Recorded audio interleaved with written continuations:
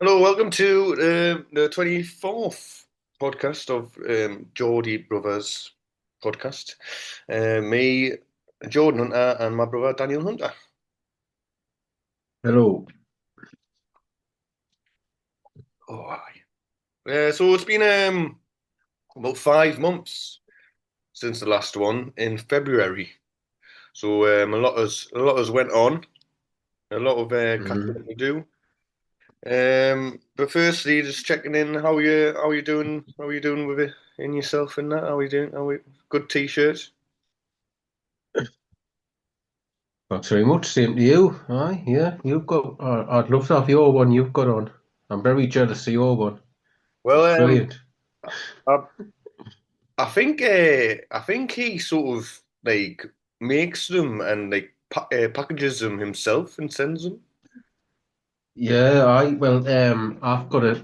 I don't know where it is at the minute, but I've got a signed CD, and he like signs them and sends them out himself. Because I seen that it had like a return address on it, and it was actually his bloody address. So I was, Anyway, well, that's bloody. Aye.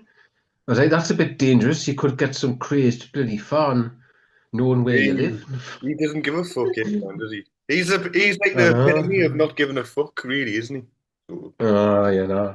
Did you know there's gonna be like a documentary coming out about him? no way. You heard that? Aye, yeah. Aye, I not seen it. It's been advertised. It's coming out like later this Oh, year. I might have seen it actually. Um, but I'll definitely watch that. Aye. Yeah, I'd like them. I mean, I've tried to get clear into him, but it's just like, what the hell's this, man? He's a very angry man. And He's a very angry Irish man. when I told that you had a documentary coming out, she was like, "Well, what? Why? He's hardly done anything. He's only had one, two albums." And I was like, "Fair enough, like, but it should still be good." Well, I'll be Uh, interested. I would be interested to see what's on it, what's it about. yeah, yeah, I Like the can't wait. lyrics and stuff, you sort of get a glimpse into him as a person, and obviously he's very Mm. political and they are. I wonder what's and he fucking hates fucking landlords. I fucking hate them, Get man. a There's landlord. nothing you can fucking do about it, you fucking prick. It's just fucking shit. Yeah, I know. Oh, he's fantastic. Uh, And I remember, this brings us on because I was going to mention my trip to Isle of Skye in Scotland, and all right. one of my favourite trips I've ever done. Um, you have to drive a lot, like, but thankfully I wasn't driving. But I was hiking up doing this massive hike up this bloody mountain or whatever, and I had this T-shirt on, and this random like Dutch family stopped me and said, hey guy, what's on your t-shirt?" Um,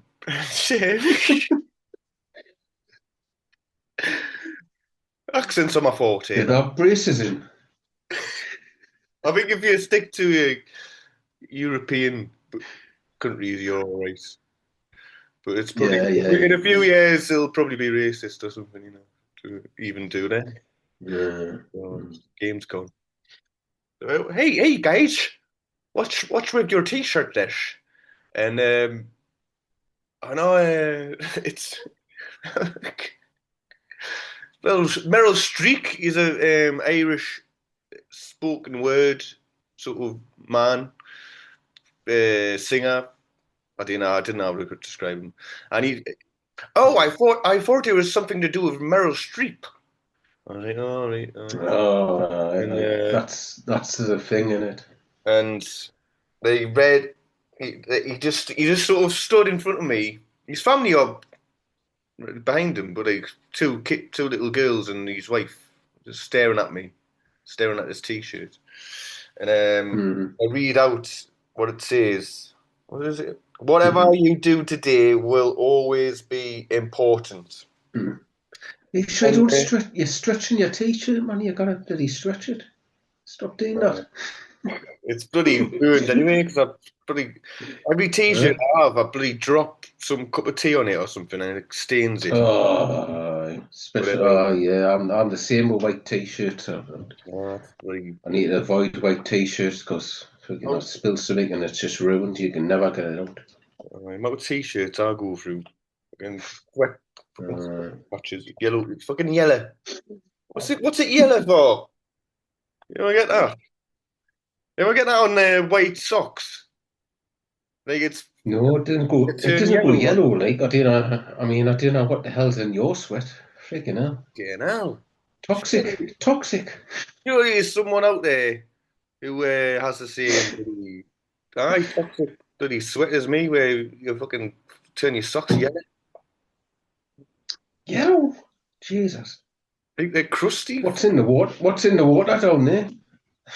So I'm all through my life, man. It's just this sweat, Um, affliction. You've got a bloody hey, in this heat, man. Christ, I know everyone's banging on about it, but to be a sweaty um, bloke, I mean, I'm sort of used to it. So used to being a sweaty bastard. So it's another day for me. But Christ, I mean, anyway, the Dutch family were quite taken aback with the quote on the Meryl Streep T-shirt, and uh, went on their way taking thinking them. about it, going, "Oh, well, that's a very good quote you have there." And Sound like Steve McClone. um, but I there we go. And you've got your look at your narcissist with your thing all about you in the background. You're boxing. I no, I had taken that down because Claire had got like a picture, like a family, like picture of like pictures of all the family, and I put that up. And then just before I went to record this, and before she left, she put that back up. I'd taken it down, me. It's good, man. Fuck off. It's good. I, t- I know, no, it's not. I don't like it being up, but Claire put it back up. It's Do you know fantastic. why? Fucking fantastic photo. I mean, it's the only one punch that you landed, like in the whole fight, but it's a good photo. Oh well, fuck off. Well, let's get on to the fucking travesty that is currently the mess of Newcastle United. Um, Oh, do I have to? it's just going from bad to worse, going absolutely capitulating around us.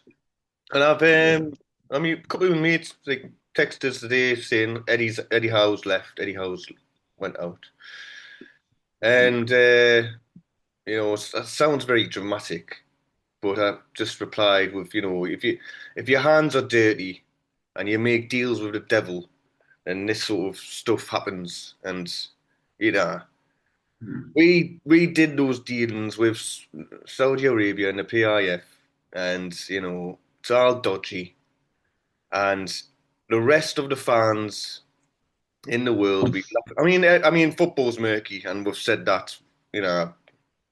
Chelsea are fucking dodgy and dealings and all that stuff. No, Manchester City, Man but City. we did it, and this sort of stuff comes back round to spite you on the arse, and and everyone all over clubs are going to be laughing their asses off of our capitulation because we're got in bed with But the. we didn't get like the benefits out of it that Man City and Chelsea have because they have been able to spend like billions of pounds where we haven't been able to. Yeah, You know what I mean? It's I hate funny that football. it's sorry.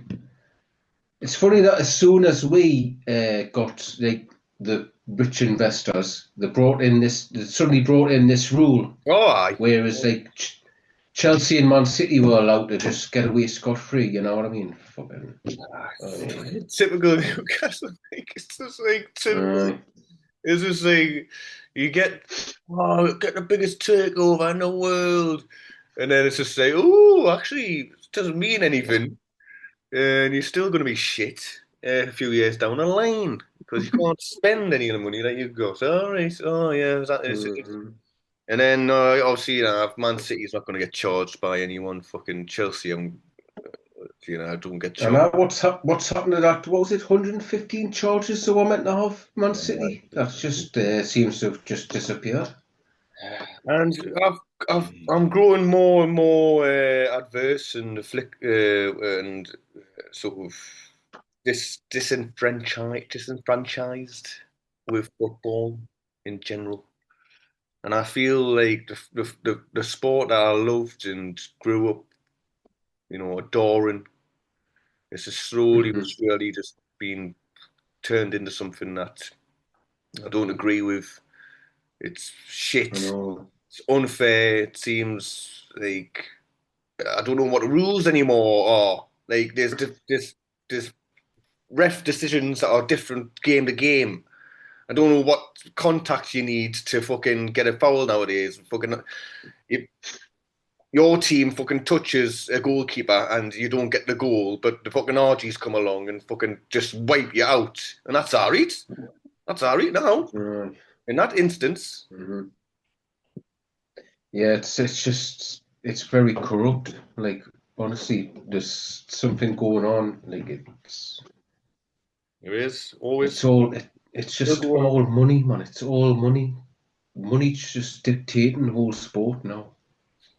And It's it's just fucking horrible. fleecing fans out of their bloody what little money they have because they think that they need to spend it on the club to help out the club. So it's basically taking advantage of people's faith and passion and love for their team. The decisions are micromanaged to the point where it's not a game anymore. It's a game of who can get Mhm. away with stuff.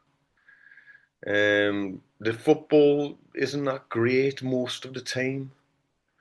Um, and, Mhm. you know, Eddie Howe, great man, has obviously thought, Yeah, "Oh, enough is enough. I'm not getting the players in. All my players are fucking off. So I'm going to." I mean, do you reckon he left on his own accord, or do you reckon he was secretly pushed by the higher ups? And you know what I mean? Like, sort of, do you reckon the bloody owners went, we're gonna let you sort of leave on your own, like leave, sort of, but I didn't think so. we'll get No, someone else. I think I don't think so now because No, they would have got rid of him if they wanted to, like ages ago. I think that because he loved the club and he wanted to like stand by the club and do the best by the club. So I think that he's wanted to leave earlier, but the club have wanted him to stay, uh, mm, and because of just how the club is being run, he's wanted to leave. But then he's given it a chance again. uh, He's thought right. Let's see what happens in the summer, and then promises haven't been made on players maybe, and players have left, and he's just got to a point where, look, I'm going to go into this season here, and it's just going to all come falling down, and there's nothing I can do about it because it's not my team. That's what I think. yeah, yeah. Aye. I see. I had a different view. I thought he's the sort of bloke that'll just stick it out till the end until I thought like he'd never resign. He'd stick it out till he got sacked. But I suppose like Maybe he's got. I just think that he was. I just think he was unhappy because of. You could see it in his press conferences. Like he was saying, "I don't know what's going on." He was literally saying that. yeah, I it's don't know what. shit. And when Like fucking letting Tonali go, letting fucking Gordon go. well, the Love Elliot bringing Anderson anyone in. was the main. Elliot Anderson. I think that was the start of it, and Hmm. and then it's just went all pear shaped from there, and he's just no one could have done what he did, and he absolutely like transcended what a man can do because of all the effort that he did Hmm. put in. But I think it's just a step too far, and there was stuff going on behind the scenes that not all fans know about, and so they pinned it all on Eddie. And I think in the future, in hindsight, it'll slowly come out that he was doing everything that he possibly could. It was just a shit show behind the Hmm. scenes with the departure of Amanda Staveley and then the PIF just not being able to give the club the support that Eddie needed. And it's all been put on Eddie's Hmm. back. Hmm. Aye, well, he'll still go down as a legend of our club. You know, he won our first trophy for friggin' what was it, 70 years?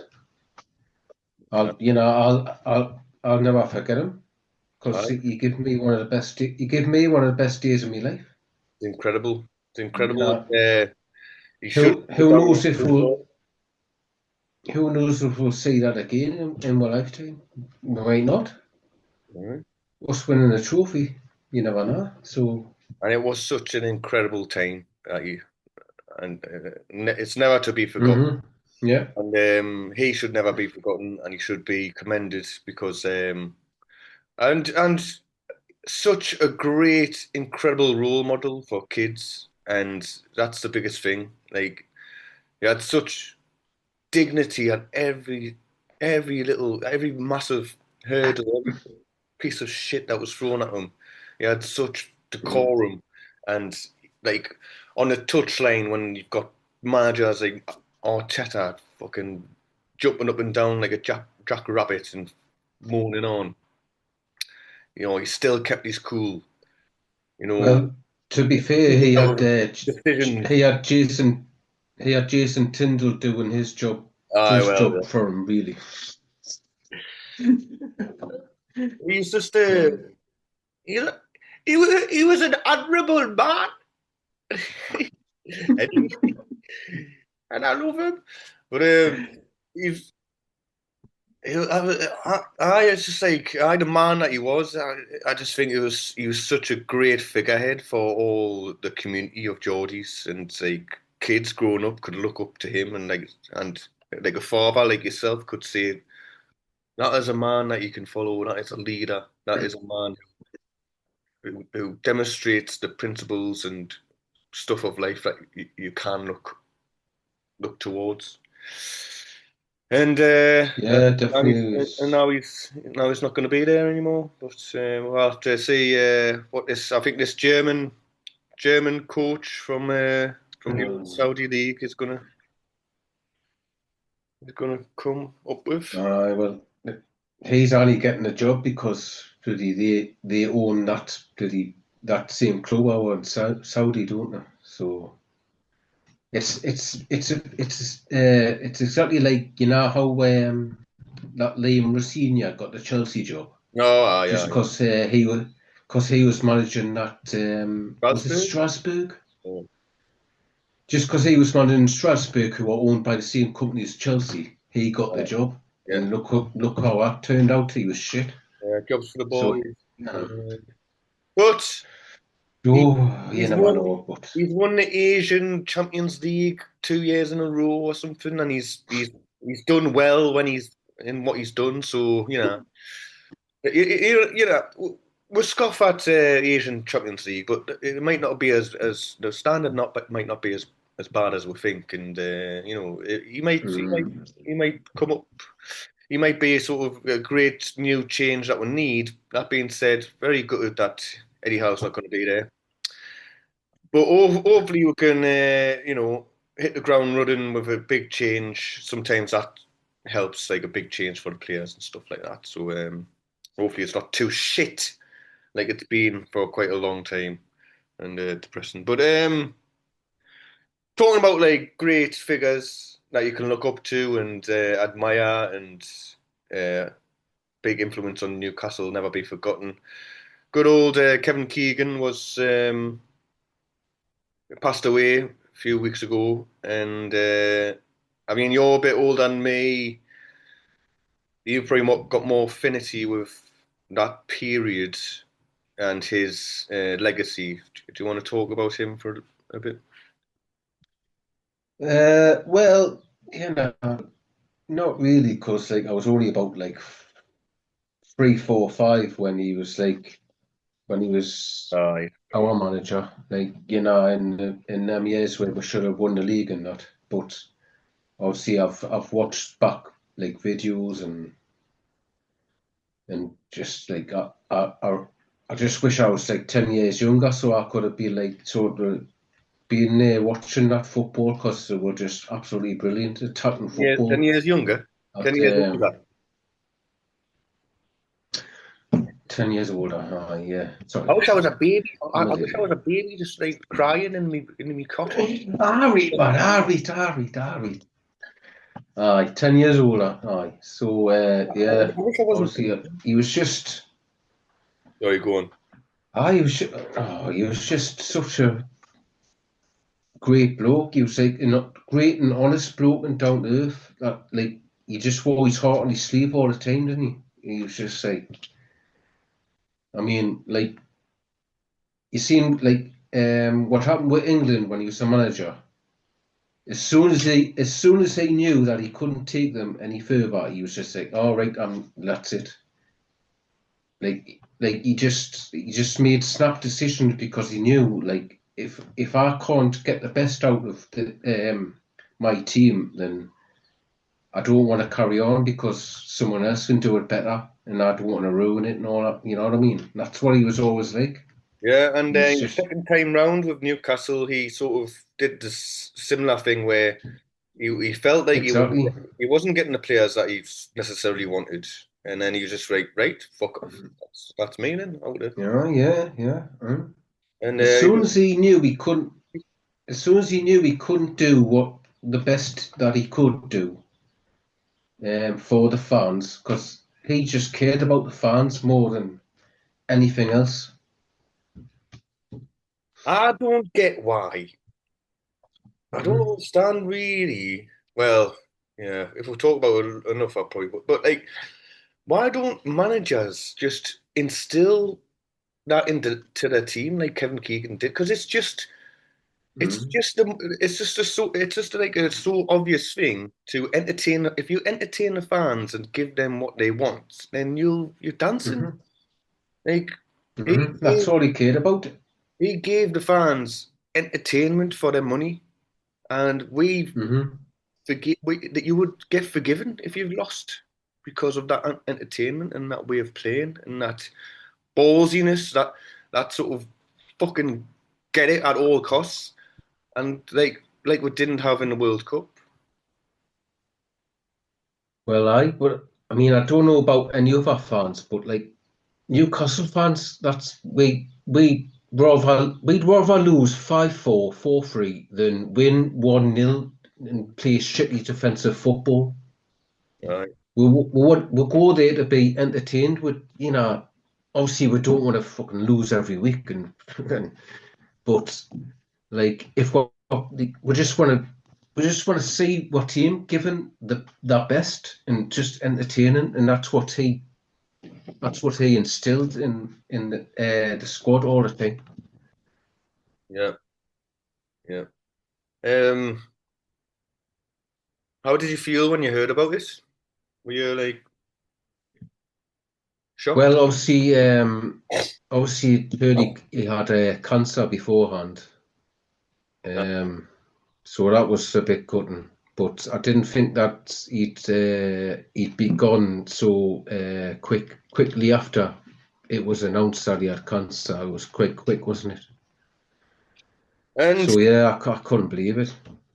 it was testament to the man he was because, and it's also such an inspiration of in in in your own life of like how to treat people, and if you treat people well, then you'll get remembered for it because there was so many stories of him taking so much time out to give to fans, and he must have just always had these positive interactions and gave more effort than he perhaps needed to, and it's all Mm, worth it in the end because he built a life and had a life that everyone remembered so fondly of and gave such fond tributes afterwards. And that's a lesson in life of mm, trying to achieve that sort of that positive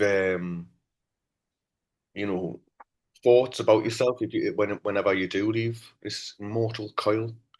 That you've had a positive impact on people, and when you do shift off, yeah, people say, mm, "Fucking hell, he did this. He was brilliant. He was a brilliant man." mm. Um, He's just got so many funny stories as well, though. Like friggin' the stuff that he's like.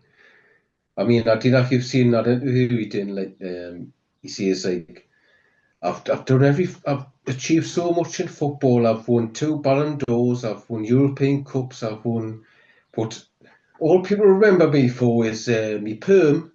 I fell off my bike on Superstars, and the interview where I would love it, and that's all people remember. So, the superstars one as well. Look at right. well, that just sums him up. That Superstars thing, like, because he was just trying too hard, and the bike was obviously bloody shit. It's He like was just wobbling, trying really so. wobbling out. He was trying. He was trying so hard that the bike was just buckling him. If you think of, if you think about it, that would never be allowed to happen these days. He was at the time he was like one of the best footballers in the world, and he was allowed to do this bloody crappy bloody TV show. These, it's the equivalent of like I don't know, like Jude Bellingham being allowed to like sort of go on gladiators or something Like do a and bobsleigh. frigging get the beating. Aye, it's like it wouldn't happen these days. You couldn't get the insurance or bloody. Oh, I know. But Good series that superstars, because it brought it back for a bit, didn't it? yeah, I wish it still happened. But You obviously, like I say, they wouldn't be allowed to. They couldn't get the insurance or like in you case of remember hurt or something. that the games where you remember the games where Oh. Shane Lynch won Shane Lynch from fucking Boyzone won every event. Was this? Chesney Hawks was on it and on. Chesney Aye, Hawks. and that radio guy Pat something, and he always came last, but then Mm. he came third in the sprint or something. I remember going, get in! I was, oh, Romeo from 21 seconds ago. We've got 21 seconds ago. I remember he diving off the bloody top board. Oh, it's fantastic. You remember that? Vaguely, like, oh yeah, I sort of remember watching that. Right. I just remember Chesney Hawks, wasn't it? So I don't know why. Mm. But, So the World Cup, it was a bizarre World Cup. I mean, anyway, rest in peace, Kevin Keegan. rest in peace, King Kev. Sorry. Yeah, I. And what do you make of the World Cup? Like, it's good having like matches every few days and Mm. stuff. And not a great football. Yeah. Oh, the final was awful. Um, Argentina, man. But I mean, fucking, we deserve to be there instead of them. They were just fucking absolute arseholes. Um, I'm surprised Messi allowed it, to be honest, because you know how like Messi like sort of like runs that bloody team. I'm Um, surprised, like like Silly buggers with bloody obviously the man. Casemiro trying to get him sent off. I mean, obviously the manager must have told him like the tactics to just frigging trying to spoil a game and just try to get it to get it to extra time and Well, they penalties. knew they weren't Surprised Messi did. as good as them, so they had to. Uh, Yeah, I that know, was but I'm the old Wimbledon tactics, something like that. yeah.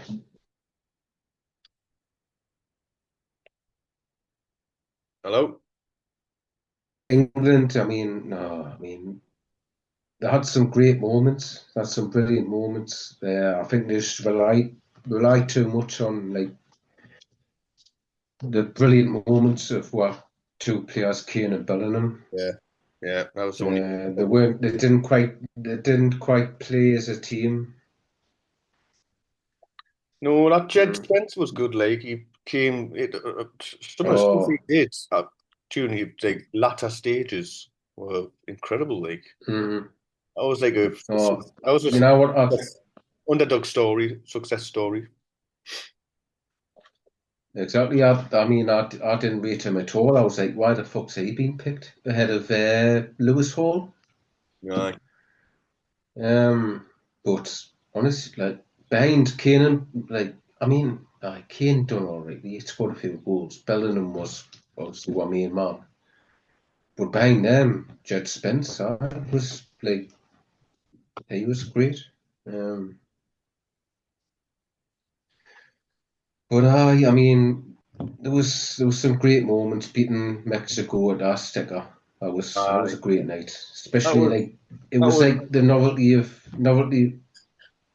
of like staying up in the middle of the night to watch it. There was like a more special. It makes it more special occasion, doesn't it? When yeah, you're like staying up to watch it. aye, that was a great moment. Um, It was great to have. yeah, it was a great game and all. Freaking Aye, and hell. I thought we would do it after that game. Like I thought, if we get through these, we could have a chance. But we came third. Well, I don't. I think that's fair enough. I don't think we would have beat Spain anyway, so it might have been more gutting if anything. But Hmm. Yeah, I think you're right.